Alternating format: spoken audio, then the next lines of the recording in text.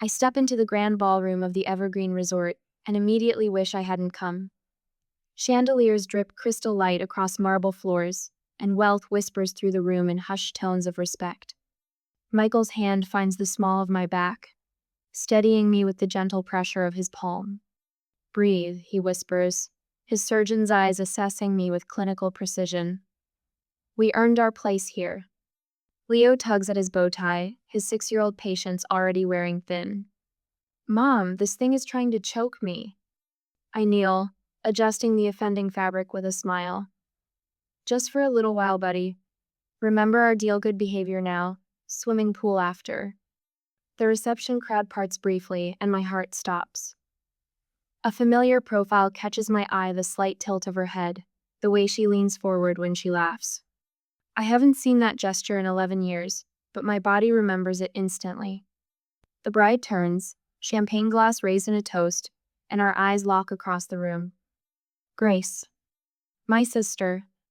The champagne flute trembles slightly in my hand, the only outward sign of the earthquake happening inside me. I hadn't recognized the name Daniel Brooks in the invitation.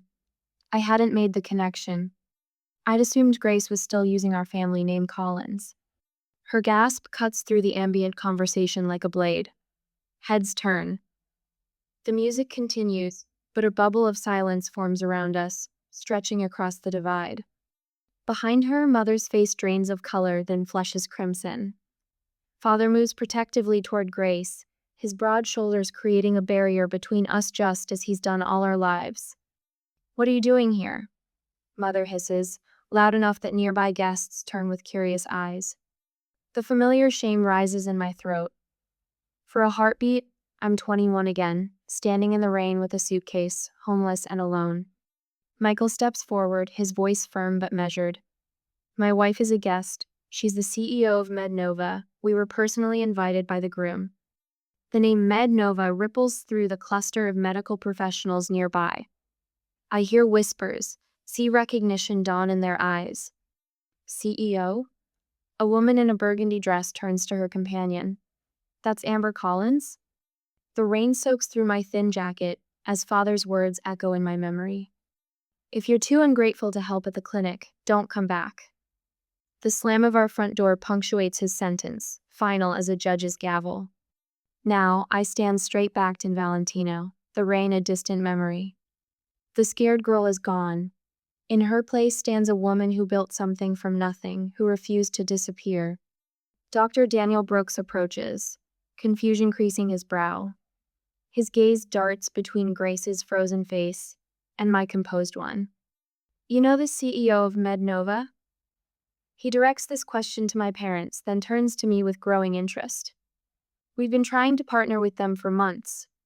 Your patient monitoring system is revolutionizing post-surgical care. Grace attempts a smile, but it falters at the edges. Mother and father exchange glances loaded with panic. The whispers among the wedding guests grow louder, more insistent. I could make a scene. I could expose 11 years of lies. I could tell Daniel how they told everyone I'd failed out of college, how they'd painted me as irresponsible while pocketing my tuition money for Grace's benefit.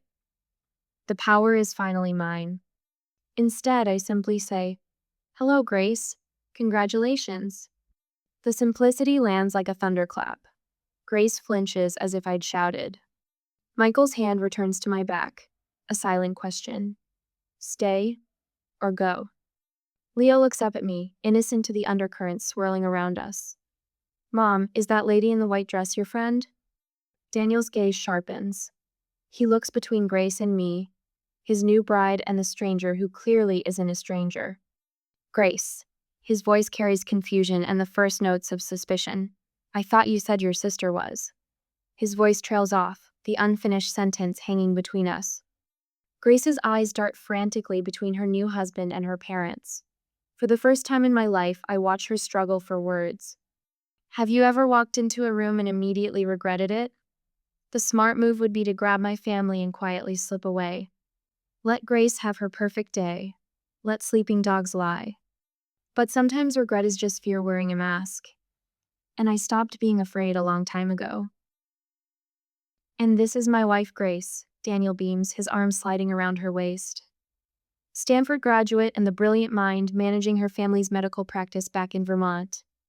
I stand 10 feet away, my champagne untouched, watching my sister nod demurely as she's introduced to a cluster of doctors. Her pearl earrings catch the light when she tilts her head, a gesture I recognize from childhood or tell when she's about to stretch the truth. The Collins Clinic has been serving our community for 30 years, she says, voice pitched perfectly between pride and humility. We specialize in family medicine with some geriatric care. Michael touches my elbow, drawing my attention to the conversation unfolding beside us. A silver-haired woman in an elegant pantsuit studies my name badge. Mednova? Her eyes widen. You're Amber Collins? Your presentation at last month's medical summit was brilliant. The patient monitoring system you've developed is changing post-surgical recovery protocols across 3 states now.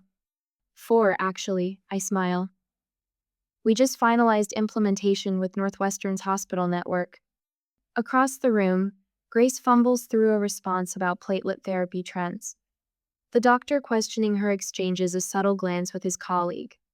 I thought Stanford's medical program had shifted away from that approach 3 years ago, he says, brow furrowed. Grace's laugh floats a pitch too high. Well, you know how these academic debates go. Some professors hold on to traditional methodologies longer than others. Daniel's expression shifts almost imperceptibly, tightening around the eyes, a slight withdrawal of his arm from her waist. He's noticing the discrepancy. Amber. The voice behind me belongs to my father. 11 years older, but unmistakable the same commanding tone that once sent me scurrying to answer phones at the clinic after school while Grace practiced piano. You need to leave, he says, positioning himself between me and the rest of the room. You're ruining Grace's day. Michael stiffens beside me, but I place a steadying hand on his arm.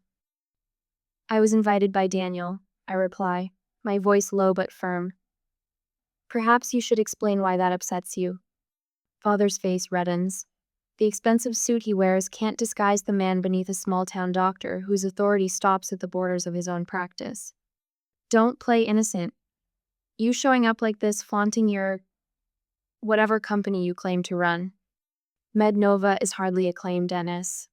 Michael steps forward, every inch the Harvard-trained surgeon. The medical technology conference in Boston last month featured your daughter as the keynote speaker. Her monitoring systems are in 27 hospitals nationwide. A nearby guest turns at this, clearly recognizing the company name. Across the room, my mother hovers near Grace, desperately trying to steer Daniel's colleagues away from my direction, her hands fluttering like panicked birds. Too late. The connections are already forming throughout the room, medical professionals recognizing my name, making associations. Leo tugs at my hand. Mom, can I have some cake now? You promised. In a minute, sweetheart. Leo looks past me, eyes fixed on Grace. Is that lady your sister? Does she go to Stanford like you did? Dennis's face drains of color. Before he can respond, Leo continues innocently. You showed me your old college pictures. The red buildings were pretty. Grace has drifted closer. Daniel beside her. Her face freezes at Leo's words. Stanford? Daniel says, looking between us. You went to Stanford too, Amber?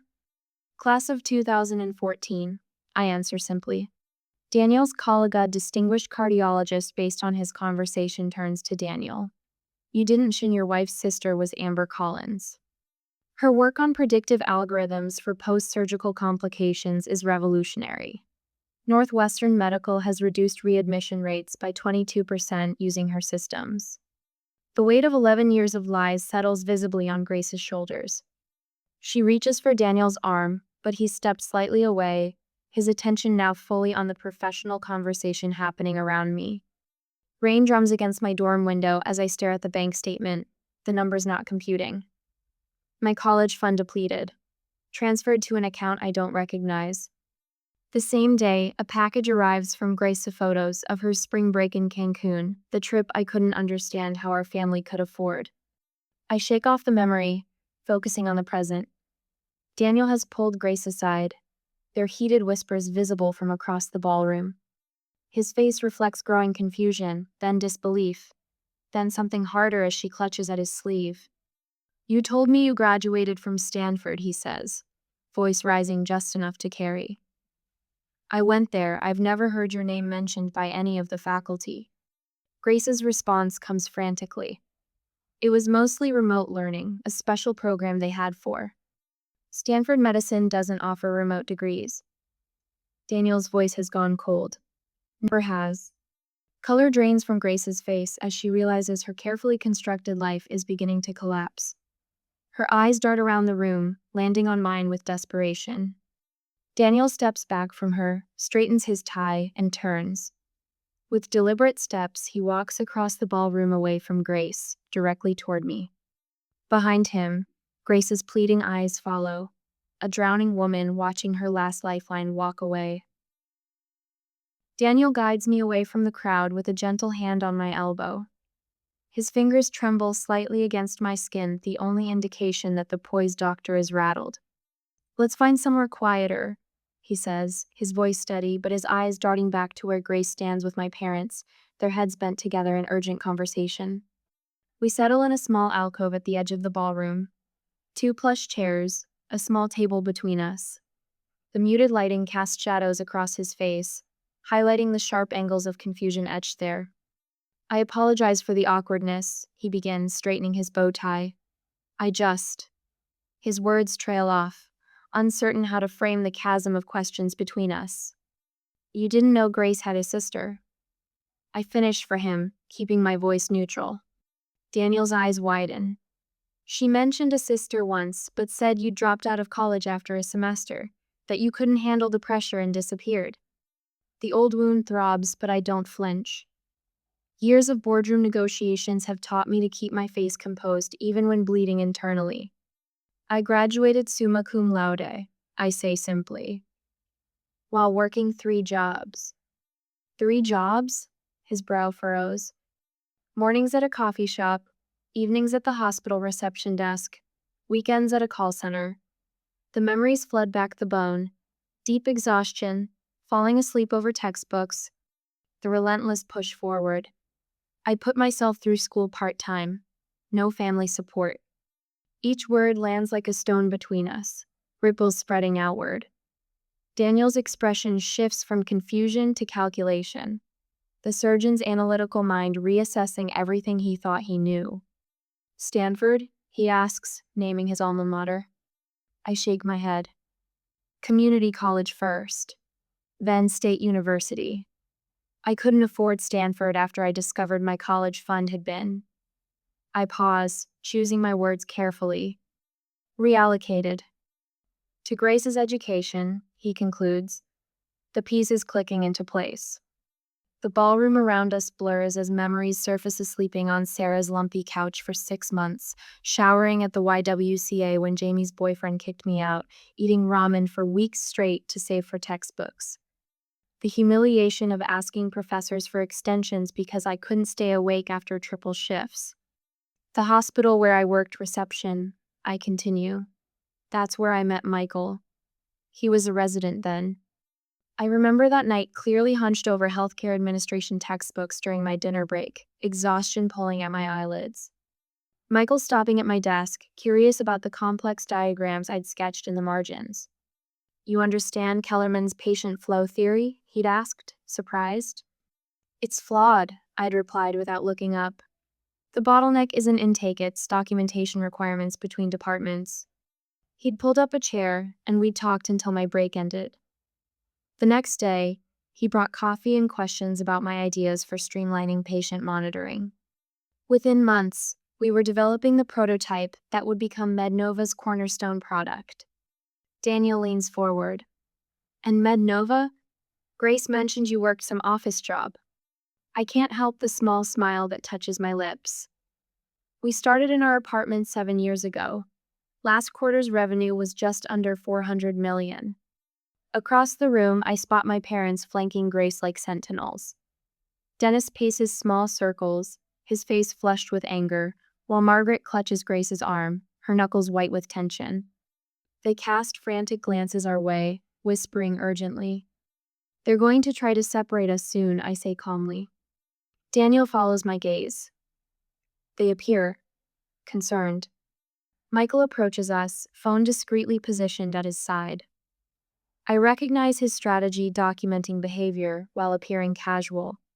A protective measure we've learned after years of navigating hostile business environments. Everything all right here? He asks, his surgeon's eyes performing a quick assessment of my well-being. Just catching up, I reply, gratitude warming my chest. The man standing beside me, steady, brilliant, sees me as I am, not as my family's convenient narrative. On cue, Margaret bustles toward us, her voice pitched to Carrie. Daniel, there's someone from Boston General dying to meet you. Her eyes slide past me as if I'm invisible. A familiar sensation. Daniel stands his ground. In a moment, Margaret, Amber and I are having an important conversation. My mother's smile stiffens. Always the attention seeker, our Amber. She turns to the nearest cluster of guests. She's always been jealous of her sister's accomplishments. The statement hangs in the air like smoke, acrid and choking. Several guests shift uncomfortably, eyes darting between us. I remain seated, back straight, face composed. Michael's hand rests on my shoulder, a silent anchor. When the bathroom door swings closed behind me 20 minutes later, I'm not surprised to find Grace already inside, reapplying mascara with trembling hands. Our eyes meet in the mirror. Why are you doing this to me? She demands, voice breaking on the final word. I wash my hands slowly, deliberately. Doing what exactly? Ruining my wedding, making Daniel question everything. Tears streak her carefully applied makeup. I'm not doing anything, I reply softly. I'm simply existing.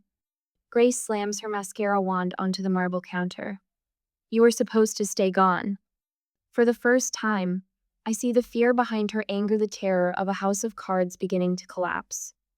They told everyone you were a dropout, she continues, words tumbling out like a confession. That you couldn't handle responsibility. That you were… And yet here I am, I interrupt, handling quite a lot. When I emerge from the bathroom, my composure is intact. I return to Michael's side, to the warmth of his hand finding mine. Grace follows minutes later, makeup freshly applied, but something essential has shattered behind her eyes. I notice it immediately, the subtle shift in the room. Wedding guests gradually drifting toward us, drawn by genuine curiosity. A neurosurgeon discussing patient monitoring innovations with Michael. A hospital administrator slipping me her card. Your post-operative monitoring system reduced our complication rates by 30%, she tells me. We'd love to explore expanding its implementation. Daniel stands at my elbow, attentive to the conversation, asking insightful questions about MedNova's technology. His new bride hovers at the periphery, unmoored. Father approaches, shoulders squared for battle. Daniel, he interrupts loudly, this is Grace's wedding. Let's focus on her accomplishments. The silence that follows fills the room like water, drowning everything else. All eyes flick between Daniel and Dennis, then to Grace, whose smile stretches thin across her face. No one speaks. No one needs to. Sometimes silence holds more truth than any words could express. I hand my half-empty champagne flute to a passing server and check my watch. We've stayed long enough. Michael catches my eye across the room where he's extricating himself from a conversation with an enthusiastic orthopedic surgeon. His slight nod confirms we're on the same wavelength, as always. Are we leaving now? Leo tugs at my hand, hope brightening his eyes. Swimming pool time? Yes, buddy, just one more thing. I pull a small cream-colored envelope from my clutch. Inside rests a certificate for MedNova stock, not life-changing money, but enough to make a statement. This is who I am now, not the desperate girl they threw away. Michael joins us, his hand finding the small of my back. Ready? Almost. I scan the room for Daniel. The poor man deserves some courtesy on his wedding day, even if his in-laws don't. We find him near the bar, watching Grace with an expression I recognize too well, the first hints of doubt creeping into what should be certainty. My sister works the room with practiced charm, but now I notice how she flinches slightly when medical terms enter the conversation, how quickly she redirects. We're heading out, I tell Daniel, offering the envelope. Congratulations again. He takes it with genuine warmth. Thank you for coming, especially considering. His eyes drift toward my parents, who hover nearby like vultures circling wounded prey. I appreciate the invitation. I mean it. Closing this chapter matters more than I realized. Daniel leans closer, voice dropping. I'd like to visit Mednova sometime. Professionally. Our eyes meet, understanding passing between us without words. He knows. Maybe not everything, but my assistant will set it up. I offer my business card, aware of Grace watching us, her smile cracking at the edges like old porcelain. Mother glides toward us, social armor firmly in place. Amber was always so driven, she tells a nearby guest with calculated lightness. Of course, she had advantages we couldn't provide Grace. The blatant reversal of truth would have wounded me once. Now it's almost comical. What advantages were those, Mrs. Collins? Michael asks innocently. The 3 jobs while putting herself through night school or sleeping on friends' couches after you took her tuition money? Mother's face hardens, but a cluster of Daniel's colleagues has drifted within earshot. She retreats a step, recalculating. Leo looks up at me, confusion clouding his face. Aren't those people your family, Mom? The question silences everyone within hearing distance. Simple, direct, unintentionally devastating. I kneel to his level. They're relatives, buddy. Family is different. Father chooses this moment to approach, puffing up his chest like he did when I was young and easily intimidated. You can't just waltz back into our lives and... I'm not interested in walking back into anything. My voice cuts through his bluster with quiet finality. I'm not here to expose you or reconcile with you.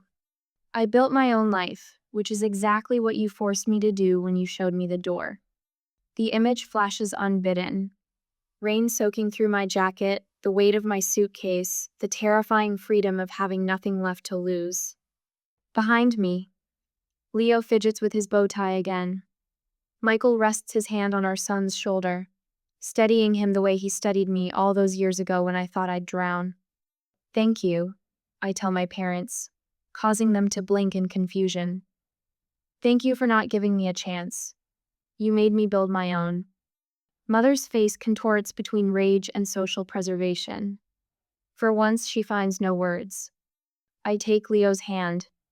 Michael falls into step beside us as we make our exit unhurried, dignified, complete.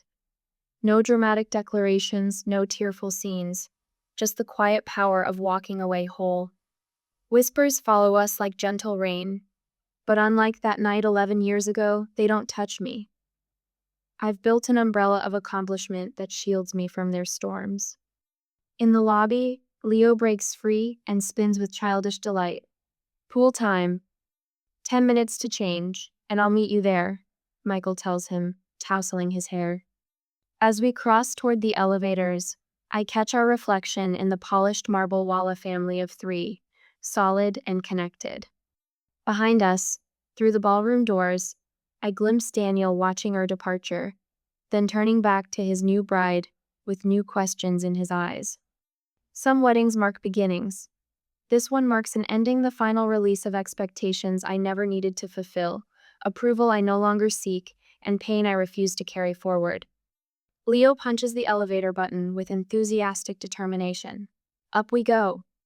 Yes, up we go indeed. Sunlight angles through the floor-to-ceiling windows of my office, casting long shadows across the polished concrete floors. 1 month has passed since Grace's wedding, but the memory still lurks in corners of my mind like a half-forgotten dream. I scan the partnership proposal from Boston Memorial, a contract worth 8 figures sprawled across my desk. Mednova's patient monitoring system reduced post-surgical complications by 37% in their trial run. Numbers don't lie. Numbers don't play favorites. My assistant Meredith's voice crackles through the intercom. Dr. Daniel Brooks is here to see you. My pen stills against paper. I hadn't spoken to my sister's husband since that night. Sent him in. Daniel enters like a man carrying invisible weight. His shoulders curl forward, suit jacket wrinkled at the elbows. Dark circles shadow his eyes. Thank you for seeing me without an appointment. He stands awkwardly until I gesture toward the chair opposite my desk. Coffee? I offer. He shakes his head. I can't stay long. I wait. Experience has taught me the power of silence. I've consulted with a lawyer about annulment possibilities. The words tumble out like stones. Everything Grace told me was fabricated. She never attended Stanford. She never managed your parents' clinic. She's the receptionist. I absorbed this without surprise. The lies were always there, waiting for someone to notice. I'm sorry to hear that, I say, and mean it. Your parents made her the face of their practice while they... His voice trails off as he runs a hand through disheveled hair. The billing practices at their clinic, they've been charging Medicare for procedures never performed, using outdated codes deliberately. Grace helped them do it. The revelation lands like a slap, not because it's shocking, but because it confirms suspicions I buried years ago. I didn't mean to drag you back into this, Daniel continues. But when I started investigating Grace's background, I found patterns, discrepancies. Your name kept appearing in old clinic records, then vanishing completely 11 years ago. The skyline beyond my window shimmers in summer heat. I built this view from nothing, while they built their lives on fabrications. They used my college fund for Grace, I say simply. When I confronted them, they told me I wasn't Stanford material anyway. Daniel winces. The irony is, I never wanted to be a doctor. I wanted to improve medical systems, make them more efficient, more accurate. You've done that, Daniel says, glancing around my office. MedNova is transforming post-surgical care across the country. A silence stretches between us, comfortable in its honesty. The clinic is being investigated, he finally says. I submitted anonymous information to the proper authorities after discovering the extent of the fraud. They've been doing this for nearly 15 years. 15 years. Beginning right around the time I left for college. My phone buzzes with a text from Michael. Picking up Leo early, zoo day. Join us? A warmth spreads through my chest. This is my real family now. What will you do? I ask Daniel. He straightens his shoulders. File for annulment, cooperate with investigators, start over. He hesitates. I came to apologize for my unwitting role in reconnecting you with your past. And to ask, do you plan to get involved in the investigation? The question hangs between us, heavy with implication. I could destroy them completely. One phone call from the CEO of MedNova to the Medicare fraud investigators would accelerate everything. No, I say finally. I built my life separate from theirs. I intend to keep it that way. Relief washes across his face. Thank you for seeing me. After Daniel leaves, I stand at my window, watching traffic flow 40 stories below. My phone vibrates with a voicemail notification. Grace's number, the third this week. Michael calls as I'm gathering my things to meet them at the zoo. You sound tired, he says.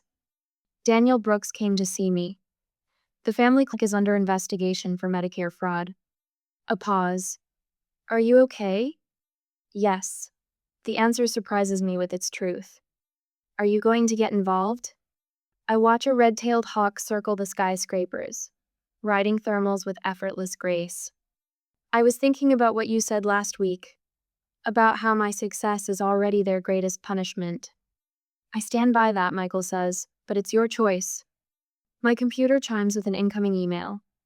An attorney representing the Medicare Fraud Investigation Division, requesting information about my time at Collins Family Practice. Attached are documents requiring my testimony. They want me to testify, I tell Michael. What will you do? I consider the question. Part of me wants to delete the email, refuse the request. Let whatever happens to them happen without my fingerprints anywhere near it. Another part remembers patients who trusted them. Elderly men and women whose Medicare benefits were stolen. I'll forward them copies of the clinic's original records from when I worked there, I decide. Nothing more, nothing less, just the facts. I'm proud of you, Michael says. My phone buzzes again. Another voicemail from Grace. Her third today. The first one begged for money. The second threatened to tell Leo the truth about his mother. I don't need to hear the third.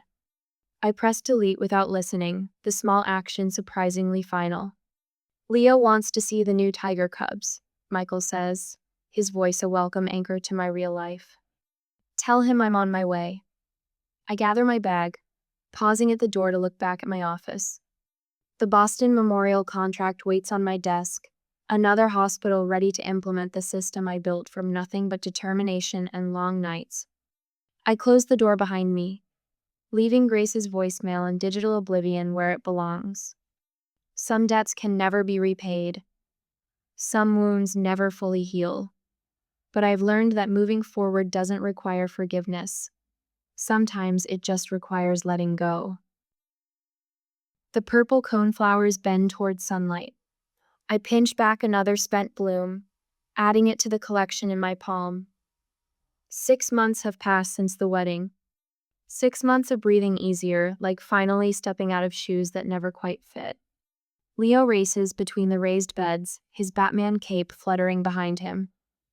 Mom, can I water the tomatoes? Start with the peppers, I tell him, pointing to the drooping leaves. They're thirsty today. He grabs his small watering can, tongue poking out the corner of his mouth as he concentrates on not spilling. The mid-May sun warms my shoulders through my t-shirt, no designer labels here, just comfort in my own space. Michael appears at the patio door, 3 glasses of lemonade balanced on a tray. Reinforcements, he calls, descending the steps into our modest garden. His surgeon's hands, the same ones that perform delicate heart valve replacements now, pass lemonade to our son with exaggerated ceremony. Thank you, good sir. Leo responds with a wobbly bow that nearly spills his drink. Michael's eyes meet mine over Leo's head. The unspoken conversation passes between us. This is what matters. This garden, this boy, this life we built from nothing but determination and truth. The Davis Hospital Board approved the patient monitoring system. Michael says casually, though we both know what this means. The 5th major hospital chain to adopt MedNova's technology this year alone. Thousands more patients who will recover safely because of what we created. That's number 5, Leo announces proudly, counting on his fingers. Mom's helping all the sick people get better faster. I ruffle his hair, amazed at how he absorbs everything. That's the idea, buddy. The doorbell chimes from inside. Michael raises an eyebrow. Expecting something?